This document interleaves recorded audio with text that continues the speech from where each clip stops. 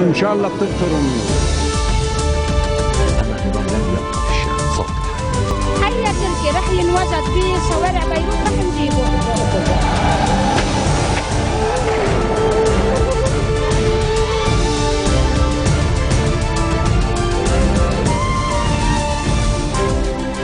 It's Friday, 16th of August. I'm Yumna Naufal, and here are today's top stories.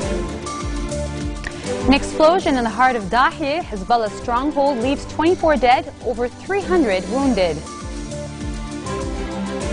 The UN, as well as local authorities, condemned the attack, calling on all Lebanese to unite.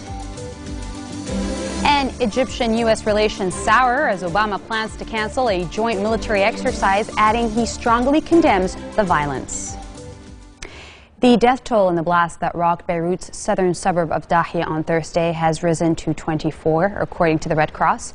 It also states that over 300 people were wounded.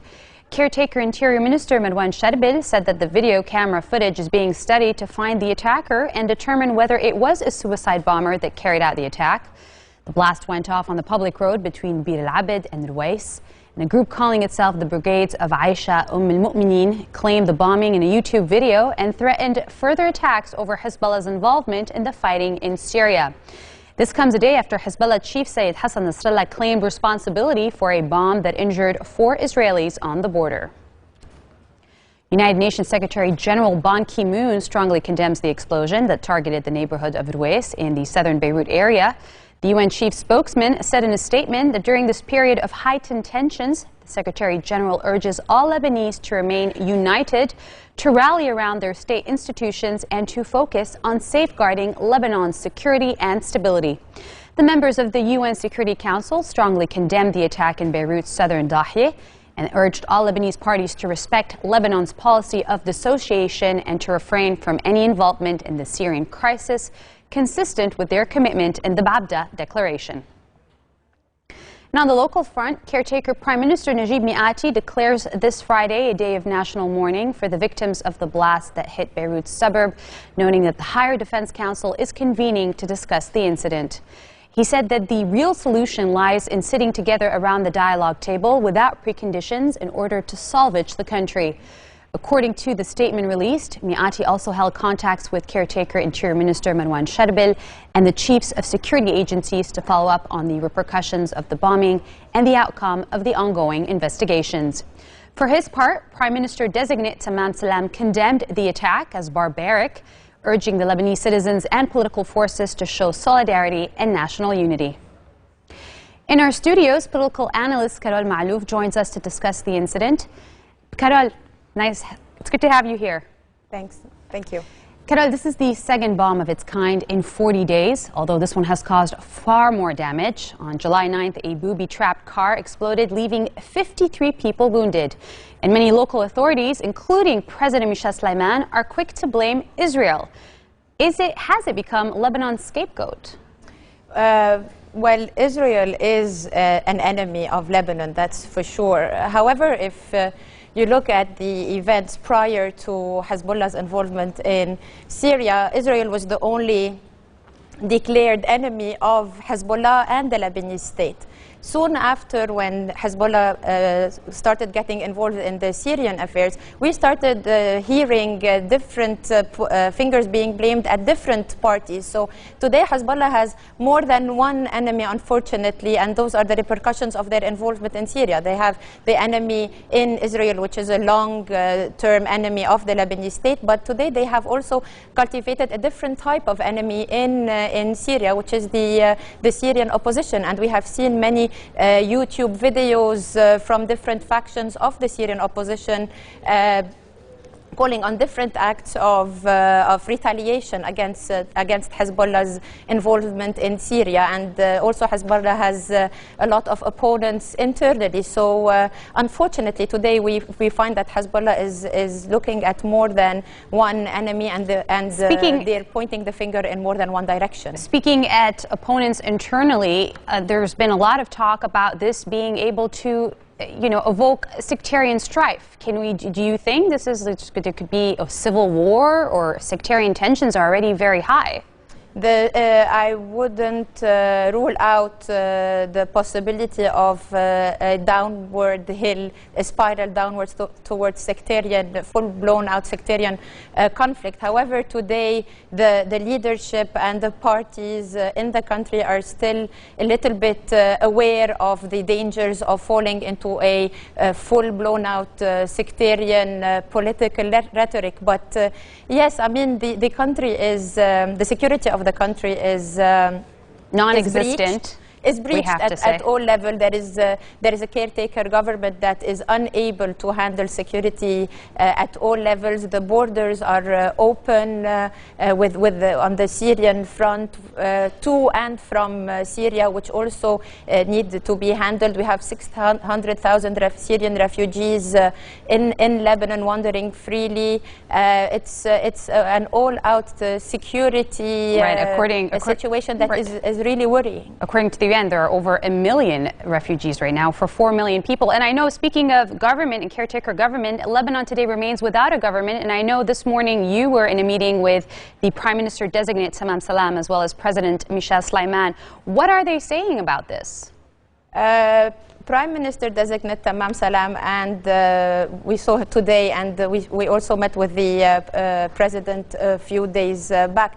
They are both trying to push for a government of technocrats, or a government that is not politically aligned, because the problem is, if you go today and form a government that is politically aligned, will bring all the political problems to the executive body. What we need to do today is have an executive body actually govern outside the bickering and the rambling and the problems that the political parties are having amongst each other. We need an administration that will take care of people's daily demands. They look after the security and the daily chores and the economy. Why is it taking so long to form a government? They both hinted to they needed their key ally, which is Walid Jumblat, to be able to move forward with the formation of a technocratic government. So we hope that, we know that Mr. Jumblat yesterday after the bombing went back to changing his mind and calling for a unity government which would include all the parties. However, we hope that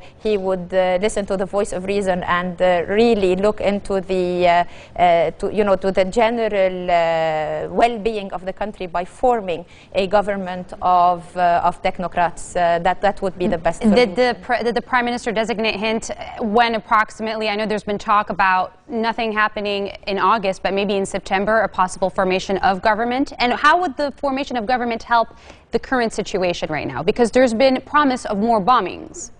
That's true, and it's interesting that you point the bombings, because he was very clear that every time they were close in the last four months since he was designated to form a government of technocrats, or a government not from the political parties, a certain security breach would take place. So whether it was Abra or the bombs or the firing of the missiles to Abda and so on and so forth. So every time there is an impediment, and the impediment comes in the form of a security breach every single time. So it takes them, every time they walk one step forward, it takes them 10 steps backwards. They were not clear about the timing of forming such a government, but again, I would say their key ally is Mr. Walid Jumblat, and I think they would work on that now to bring him back to the table. And Carol, I want to end on one thing. Every time that a bomb like this hits any political party, the whole nation bears the consequences and the repercussions of lives lost, of damage incurred. And I want to know, what is the message, instead of these parties, you as a political analyst, instead of these parties bickering at each other, what is the message of unity that all the international community is trying to sell to Lebanon? What can we do as political analysts? What is your advice for this country in terms of that? That's a good question. As Lebanese, we need to rise up above all this sectarian tension and the hate speeches and the political messages that are the negative messages that are moving us away from each other. We need to find a political rhetoric that would bring us close to each other. I think the Abda Declaration was a rallying point where all the parties before Hezbollah's involvement in Syria had agreed to keep Lebanon neutral from the the regional conflict and mainly from Syria. We have to go back to that Ba'abda declaration, go back to the political rhetoric where we all unite together against what is happening, because everybody would be affected. I would like to also pay my sincerest condolences to the families of the victims who fell yesterday, and it's really tragic and it has affected every one of us. Thank you so much, Carol, for being with us today. That was political analyst Carol Malouf talking about the current situation in the country. And coming up next, the U.S. and Iraq announced they are boosting cooperation on the spillover from Syria. Stay with us.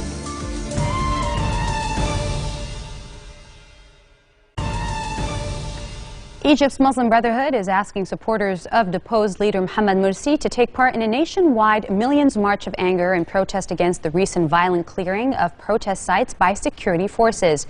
The announcement comes a day after hundreds of people were killed in the police action that ended 2 sit-ins in Cairo that began after the army toppled Morsi on July 3rd.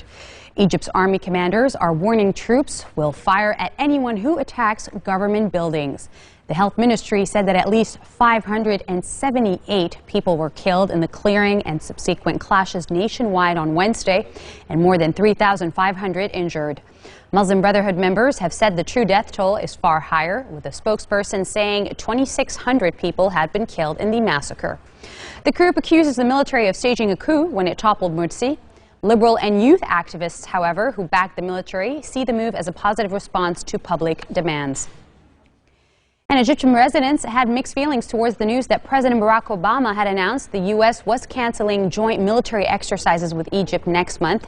He said normal U.S. cooperation could not continue in light of the armed forces' bloody crackdown.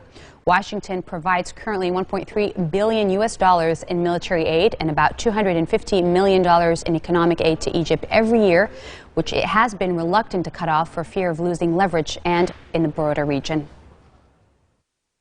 Being against or supporting what happened yesterday, I want to tell him it's not your business.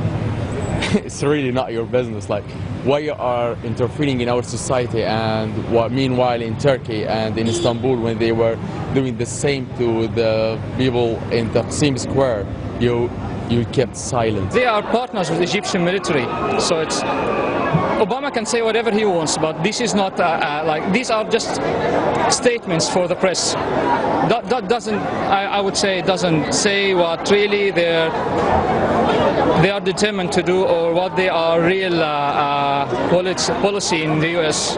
government. The United States, which is the head of the ruling nation of the democratic world, should have a more firmer stance against these atrocities and should condemn them in clear terms. Obama condemned the bloody crackdown in Egypt and said the United States had informed Egyptian authorities had canceled a joint military drill named Bright Star that had been scheduled for next month. The drill, dating back to 1981, is seen as a cornerstone of U.S.-Egyptian military relations and began after the Camp David peace accord between Egypt and Israel. Obama, however, said the state of emergency should be lifted and a process of national reconciliation started. He noted the U.S. did not take sides with any political party in the conflict. These are his words. Given the depths of our partnership with Egypt, our national security interests in this pivotal part of the world, and our belief that engagement can support a transition back to a democratically elected civilian government, we've sustained our commitment to Egypt and its people. But while we want to sustain our relationship with Egypt, our traditional cooperation cannot continue as usual when civilians are being killed in the streets and rights are being rolled back. The state of emergency should be lifted, that a process of national reconciliation should begin, that all parties need to have a voice in Egypt's future, that the rights of women and religious minorities should be respected, and that commitments must be kept to pursue transparent reforms of the Constitution and democratic elections of a parliament and a president. We don't take sides with any particular party or political figure. I know it's tempting inside of Egypt to blame the United States or the West or some other outside actor for what's gone wrong. We've been blamed by supporters of Morsi. We've been blamed by the other side as if we are supporters of Morsi. That kind of approach will do nothing to help Egyptians achieve the future that they deserve. We want Egypt to succeed. We want a peaceful, democratic, prosperous Egypt. That's our interest.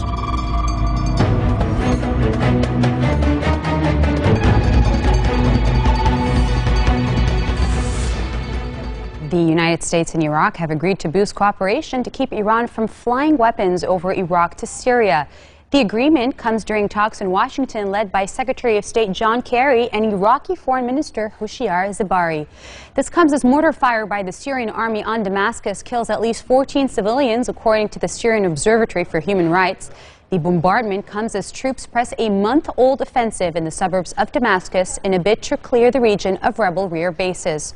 Despite the army's efforts to regain full control of the Damascus region, the rebels remain firmly implanted in the suburbs where there are almost daily clashes. And on that note, we end our bulletin for today. The headlines. An explosion in the heart of Dahi, Hezbollah's stronghold, leaves 24 dead, over 300 wounded. The UN as well as local authorities condemn the attack, calling on all Lebanese to unite. And Egypt-US relations sour as Obama plans to cancel a joint military exercise, adding he strongly condemns the violence. Those are your Friday headlines live from Future Television. We wish everybody in Lebanon a safe weekend, and see you again tomorrow. إن شاء الله بتكثر